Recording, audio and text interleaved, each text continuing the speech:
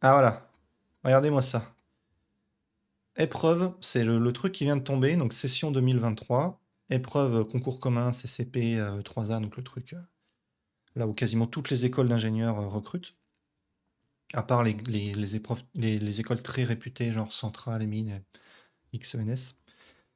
Et le sujet, c'est One Piece. Donc les gens qui étaient en train de découvrir One Piece se sont fait spoiler par l'épreuve de concours. Bon, c'est de la vraie physique de prépa, hein, j'ai regardé un peu, ça rigole pas, mais voilà, c'est basé sur One Piece. Donc Monkey Luffy, un garçon dont le corps a acquis les propriétés du caoutchouc après avoir mangé un fruit du démon. Et donc, partie 1, Gomu no Jet Pistol, chaîne d'oscillateur et ondes mécaniques.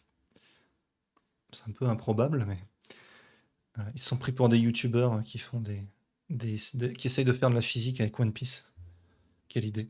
Luffy peut étendre ses bras, notamment en emmagasinant l'énergie potentielle élastique, et frapper son adversaire. On se propose ici de modéliser un exemple d'extension élastique. Voilà, c'est le principe de l'élastique, hein, vous tirez dessus, et ça prend de l'énergie. Il y a de l'énergie, parce que vous avez forcé sur l'élastique. Donc en forçant, vous donnez de l'énergie, on appelle ça de l'énergie potentielle. Et quand vous relâchez, ben, cette énergie potentielle se transforme en énergie cinétique, donc en énergie de mouvement. Voilà ce qui est modélisé. Voilà, donc l'énergie potentielle, elle dépend de la position, elle a cette tronche-là. Il faut trouver les positions d'équilibre. Donc ça, c'est le sujet MP, donc maths physique, filière maths physique. La fameuse chaîne d'oscillateurs, donc ça c'est un truc assez classique. On discrétise le problème et on met les fréquences. Solide cristallin, un peu de cristallo. Voilà, donc ça c'est les interactions entre les atomes. Et le passage au continu, avec les équations différentielles. Et on trouve une équation d'Alembert. Grâce à ce corps élastique malléable, Luffy peut étirer son bras loin derrière lui et le ramener brutalement en avant, frappant son adversaire. L'énergie élastique emmagasinée est alors relâchée à l'impact. Donc ça repose sur la conservation de l'énergie.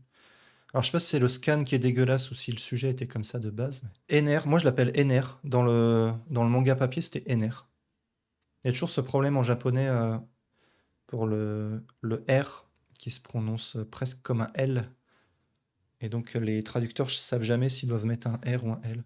Mais c'est NLU. Donc, mais c'est NR.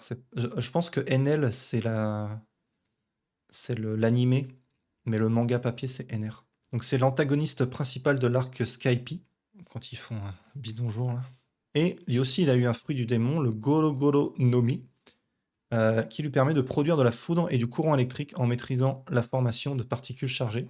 Et du coup, c'est parti, étude de l'électromagnétisme dans des conducteurs, donc dans un condensateur. Donc en gros, étude de la foudre, comment ça fonctionne au niveau électrique, avec les équations de Maxwell. Voilà, une tension de plusieurs millions de volts, un champ électrique de plusieurs millions de volts par mètre, etc. Ok, équation de Poisson. Grâce au fulgurofruit, NR peut rendre l'air conducteur et faire propager un courant électrique d'intensité gigantesque, le rendant tout puissant face à tout élément conducteur. Sauf que Luffy, il est en caoutchouc, et le caoutchouc, c'est isolant. Et donc quand Luffy affronte enfin, je vous spoil complètement, désolé, mais c'est du vieux One Piece ça normalement. Et quand Luffy affronte Ener, Ener lui balance un énorme coup de foudre dans la tronche. Et donc on voit Luffy qui passe pour mort. Mais en fait, ça lui fait rien. Ensuite, partie 3, Hie Nomi, thermodynamique. Donc lui, c'est l'amiral, là, on reconnaît à peine. C'est Aokiji. Donc Kuzan, plus connu sous le nom d'Aokiji, est l'un des 3 amiraux de la marine, possesseur du Hie Nomi, ou givre au fruit, en français. Il peut créer, contrôler ou devenir de la glace en maîtrisant les changements d'état. Les candidats trouveront les données numériques relatives à cette partie 3 dans le document l'eau liquide solide. Ok, donc on vous donne les caractéristiques de l'eau liquide et de l'eau sous forme solide, donc la glace. Et c'est de la thermo, hein. C'est de la thermo, calcul de puissance, voilà, efficacité de la machine, etc. Moi j'aurais juste répondu je préfère Sangoku. Ah, t'aurais peut-être eu un point, hein, si le correcteur préfère Dragon Ball. Ouais, c'est un peu de la thermochimie peut-être. Bah là, les données. Ouais, capacité. La thermochimie, c'est toujours un peu délicat de savoir si c'est de la physique ou de la chimie. Officiellement, c'est de la chimie, mais c'est très proche. Ce qu'on fait en PSI, c'est. On dit qu'on fait de la chimie, mais il y a des équilibres chimiques, mais c'est beaucoup de thermo, donc beaucoup de physique. Donc Aokiji, voilà, il crée de la glace Il crée des ponts de glace sur l'eau, donc l'eau de mer, hein, il faut prendre en compte la salinité, j'imagine. Voilà, des densités de courant thermique, de la loi de Newton, etc. Grâce au givre aux fruits, Aokiji peut développer une puissance incroyable, quasiment une demi-centrale nucléaire, lui permettant notamment de se déplacer sur la mer en la congelant. Et parce que si l'eau reste liquide aux températures ambiantes, c'est pas pour rien, il faut donner de l'énergie pour la transformer en glace, même si c'est plus froid. Ça paraît bizarre, mais c'est comme ça. Et c'est pour ça que pour qu'un frigo fonctionne, il faut le brancher, il faut un courant électrique, de l'énergie. On pourrait se dire spontanément, les systèmes baissent leur énergie et donc ils vont vers le froid, mais, c'est plus compliqué que ça en thermo. Il faut prendre en compte l'entropie, etc.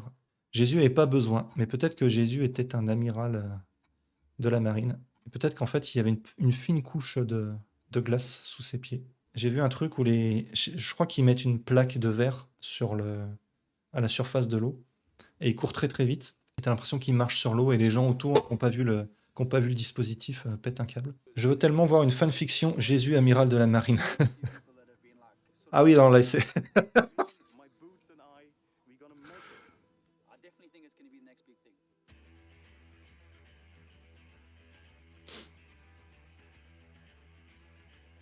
Ouais, là il y a une plaque là.